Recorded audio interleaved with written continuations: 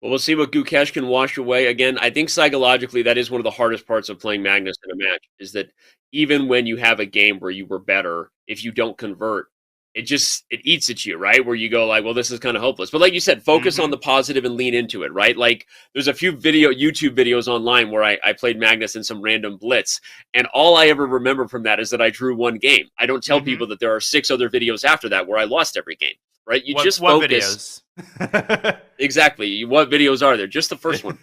Right. So anyway, here we have an Italian, the first move on that note, switching to E4 from D4, and a symmetrical Italian until Magnus chooses the H6 variation. Ooh, and castles early. We could get a sharp one with white Could get committing castles. That G5. means, yeah, exactly. Now, the one of the ideas of putting the knight on c3 is to meet g5 with an early knight d5, kind of striking at the center. White could go knight d5 here anyway. White could play this in traditional style with bishop b3, which Gukesh does. And, just a relatively unambitious opening setup by the Indian Grandmaster. Just sort of a regular Italian position. So Yep. popular these days. Let's talk a little bit about that G5. It didn't happen, but that's kind of a modern way that black can look to spice things up if you are in a must-win situation, right? White castling early and black playing H6, not just to prevent bishop G5, but to play G5. That's not happening here, but that is an idea we might see later on in this match if they keep playing this position. Yeah, we might even see the move g5 with the king castled kingside. The fact that the king is on g8 doesn't always preclude black from pushing g5, especially if you could ensure that a knight appears on g6 and a queen appears on f6 shortly thereafter. Knight d5 by Gukesh. So normally black's reaction here is to take on d5 and then to meet bishop takes d5, Danny, with this knight e7, knight g6 maneuver. But Magnus taking a little bit of time. Maybe he's thinking about bishop e6 to keep the tension. Okay, and this is definitely theory for those looking to improve their repertoire or map anything out. This is a symmetrical Italian kind of four knights idea, but there's a lot more than meets the eye. That's why Magnus is pausing. Want to make sure he gets the right shuffling in here to be fair. And I think that Gukesh, we asked the question, Danya, what will he have prepared for this match? What do you bring to the battlefield when you're prepping for a world champion? It might be an Italian. I like his position right now so far after the first 10 or so moves. Yeah, and Gukesh has been so impressive in the opening phase in his last couple classical tournaments. Of course, none of us will ever forget his performance in the previous Olympiad. Fabiano Caruana-esque, kind of a repetition of that Singfield Cup. I think he started 8 out of 8 and only lost the next game by miracle. That was amazing, and that really put Gukesh on many players' radars. I'm a little bit surprised that Magnus took on e3, which is oftentimes a concession when the rook is on f1 aiming at the f7 pawn. But Carlsen decides, I think, that there are just not enough minor pieces here for white to really whip anything up on the king side. Okay, reasonable. Yeah, makes sense. Normally in these positions with the f-file open, white can slide with queen e1 and over to that side of the board. But like you said, with pieces being traded, both the knight and bishop, unlikely white is really mustering up something scary on the king side. Is that what you're saying? Asking for a friend. That is. But I would play queen e1 anyway. I like this idea. Queen e1, queen g3, and then maybe knight h4, knight f5, which you often see in these lines. Queen d2 by Gukesh, kind of taking the more slow roll approach, asking Magnus, what he wants to do with this bishop on d5. We could see bishop takes d5 at any moment, but I think white's going to take back with the c-pawn and maybe even start playing on the queen side with an attack against that c7 pawn, which is going to be a backward pawn in the event of the trade. I was going to say, on that note, what is black's strategy? Are you thinking about taking d5, or are you trying to get white to blink first? Some maneuver where you move the knight from c6 in order to play c6 yourself and force white to capture on e6. What is black's plan? Obviously, moving the knight might lose the b7 pawn. So again, asking for a friend, teach me what you know about this position. Normally, I'd say the idea is to get white to flinch first. Here, I would seriously contemplate taking on d5, and that's because of the presence of the b4 square. Magnus goes knight b4 immediately. I thought about this, but I didn't see exactly what the idea is in response to bishop takes b7 and then back to d5. Because if we pull up an analysis board, Danny, really quickly, I think Gukesh should take on b7. The idea is that you can't, maybe you can try bishop d7 with the idea of c6. I was worried about it.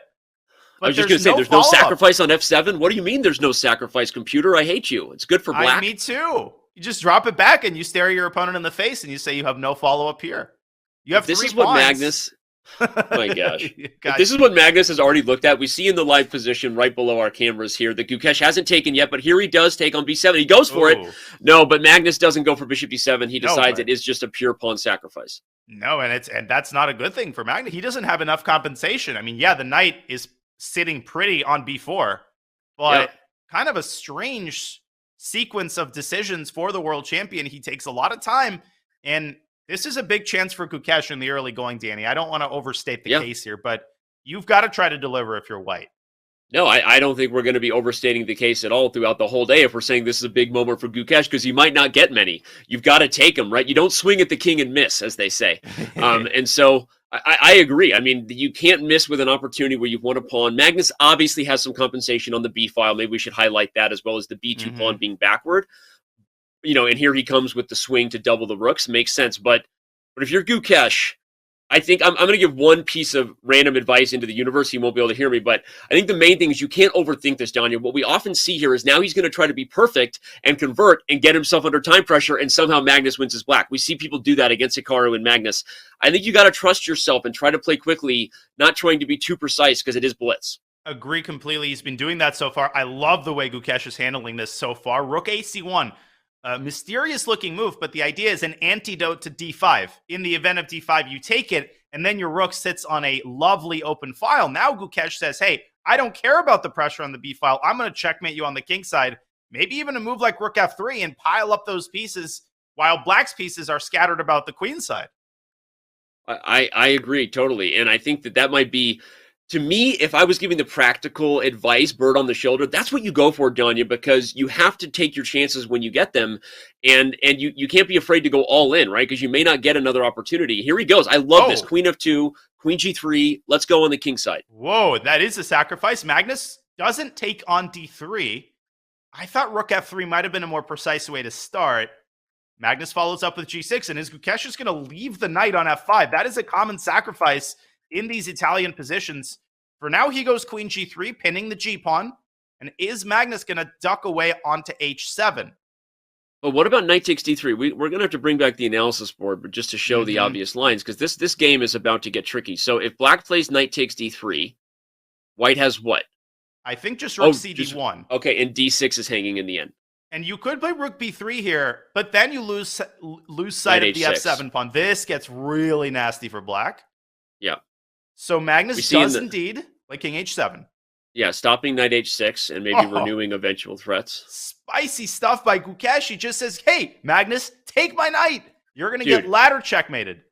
I love that move. If you take gf5, rook f5, here comes checkmate on the edge of the board. This is the kind of game, if you're writing up the storybook upset, Rudy takes down Notre Dame, or what happened in that movie? Did he go to Notre Dame or did he beat Notre Dame? Any Hooters. Okay, so if you're writing the Rudy story, it starts with this type of chess by Gukesh. I know he went to Notre Dame. Calm down.